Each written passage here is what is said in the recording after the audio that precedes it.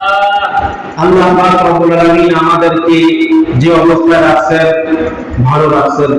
দেশের অবস্থা বেশি ভালো না, দেশের অবস্থা বেশি একটা ভালো না। দেশ নিয়ে কথা বলতে গেলে চুপ করে বসে থাকা ছাড়া আর কোনো কিছু নেই, ঠিকই না? আল্লাহ তাআলা আমাদের সকলকে দ্বীনের বুঝ দান করুন, বলেন আমিন। এই চলমান পরিস্থিতিতে আজকে আমি কোরআনী শিক্ষার গুরুত্ব নিয়ে একটু আলোচনা করব। শিক্ষা জাতীয় মেরুদণ্ড, শিক্ষা আমাদের সকলেরই অর্জন করা চাই, সকলেরই শিখতে হবে, ঠিকই না? বলে যে দুনিয়া থেকে কবর পর্যন্ত জ্ঞান অর্জন করা ফরজ, ঠিকই না? কিন্তু জ্ঞানটা কি, কোন জ্ঞান শিক্ষা করা ফরজ, এটা আমাকে আপনাকে জানতে হবে, ঠিকই না? এখন আপনি নামাজ পড়তে আসছি, এখন এই মসজিদের মধ্যে আমি ঢুকছি কেন? নামাজ পড়ার জন্য। এখন এই মুহূর্তে আমাকে নামাজের যতগুলো ফরজিয়ত আছে, ওয়াজিবাত আছে, সুন্নতুল মুআক্কাদা আছে, সুন্নত আছে, নামাজের আরকান আহকাম 13 ফরজ, নামাজের ওয়াজিব 14টি, নামাজের সুন্নত মুআক্কাদা 12টি। এই মুহূর্তে আমাকে এগুলো জানা ফরজ, ঠিক কি না? এখন আমি নামাজ পড়তে আইসা যদি আমি একটা বিল্ডিং এর ড্রয়িং শিখি, হবে কি না? হবে না। যখন যে জায়গায় যেটা প্রয়োজন এটা আপনার জন্য শিক্ষা করা ফরজ।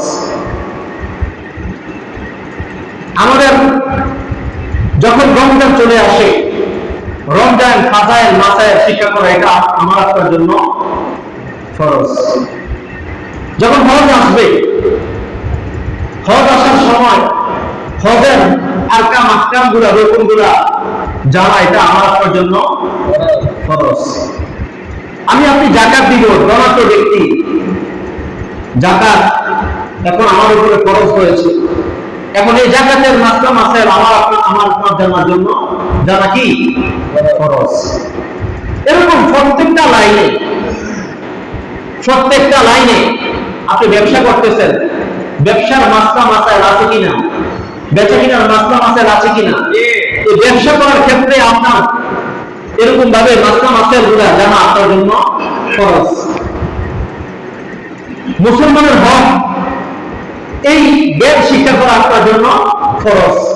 আমার কোন কথা দ্বারা, কোন আচরণের দ্বারা, কোন কাজের দ্বারা অপর ভাই কষ্ট পাবে না, এটা রাসূলের আদর্শ আছে কিনা, শিক্ষা আছে কিনা, এটা আপনার জানা, আমার আপনার জানা, এটা কি ফরজ। দৈনন্দিন চলার ক্ষেত্রে উঠা বসা, লেনদেন, কথাবার্তা, চাল চলন, ঘরে বাহিরে, বাজারে, রাস্তাঘাটে, দোকানপাটে, মসজিদে, মাদ্রাসা, স্কুলে, ভার্সিটিতে, সব কিছু, সব পদ্ধতির জ্ঞান জানা আমার আপনার জন্য কি ফরজ।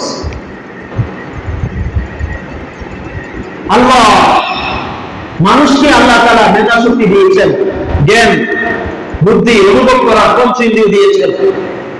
এই জিনিসটা ধরলে বুঝা যায় যে না এটা একটা কাজ, ঠিক কিনা?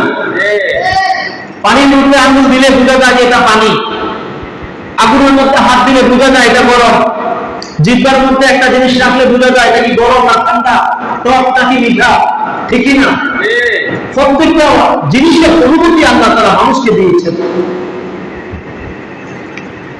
প্রত্যেকটা জিনিসকে আজ করা, যাচাই করা, মেধা শক্তি অনুভব পঞ্চেন্দ্রিয় দিয়া আল্লাহ তাআলা মানুষকে সৃষ্টি করেছেন, ঠিক কি? হক কোনটা, বাতিল কোনটা, ন্যায় কোনটা, অন্যায় কোনটা, কখন রাত, কখন আধার, কখন সকাল, কখন দুপুর, কখন বিকাল, এগুলো জাজ করা মেধা আল্লাহ তাআলা আমাদেরকে দিয়েছেন কিনা? তাই সবগুলা এলেন শিক্ষা অর্জন করা আমার আপনার জন্য ফরজ, ঠিক কি? আল্লাহ তাআলা সূরা রহমানের মধ্যে বলেন, আর রহমান, আমি রহমান, করুণাময় প্রভু। আল্লামাল কোরআন, আমি কোরআন শিক্ষা দিয়েছি। খলাকাল ইনসান, মানুষ সৃষ্টি করেছি, ঠিক না? আল্লাহ তাআলা প্রথমে কি বলেছেন? আল্লামাল কোরআন, আমি কোরআন শিক্ষা দিয়েছি। তারপরে বলছেন খলাকাল ইনসান, মানুষ সৃষ্টি করেছি। আগে কোরআন শিক্ষা দিয়েছেন, তারপরে মানুষ সৃষ্টি করেছেন, ঠিক না? আল্লাহ তাআলা এই কথা বলে নাই খলাকাল ইনসান আল্লামাল কোরআন, এই কথা বলেন নাই। আগে কোরআন শিক্ষা দিয়েছেন, তারপরে মানুষ সৃষ্টি করেছেন। তাইলে চলার ক্ষেত্রে উঠা বসায়, চাল চলন, রাষ্ট্রীয় জীবন, সামাজিক জীবন, রাষ্ট্রীয় ক্ষেত্র, পারিবারিক জীবন, সবকিছুতে আমার আপনার কোরআনের শিক্ষা আদায় করা, ঠিক না? কোরআন অনুযায়ী চলা, রাসূলের আদর্শ অনুযায়ী চলা। আল্লাহ তাআলা বলেছেন, আয়াতের দ্বারা বোঝা গেল যে শুধু হাত পা চোখ নাক কান পঞ্চেন্দ্রিয় থাকলে শুধু মানুষ হয় না।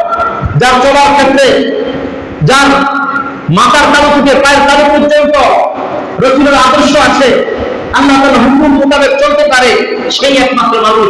যার ভিতরে কোরআনের শিক্ষা শিক্ষিত, সেই একমাত্র মানুষ, ঠিক না? এই জন্য মুহতারাম হাজিরিন, আমার আপনার সন্তানদেরকে কোরআনের শিক্ষা শিক্ষিত করা। আপনি যদি খালি পেটে যদি আদা খান, রসুন খান, তাহলে আপনি সারাদিন দেখ দিবেন, আপনার আদার দেখ দিবেন, দেখ আসলে আদার গ্রাম বাইর হবে কিনা, রসুনের গ্রাম বাইর হয় কিনা,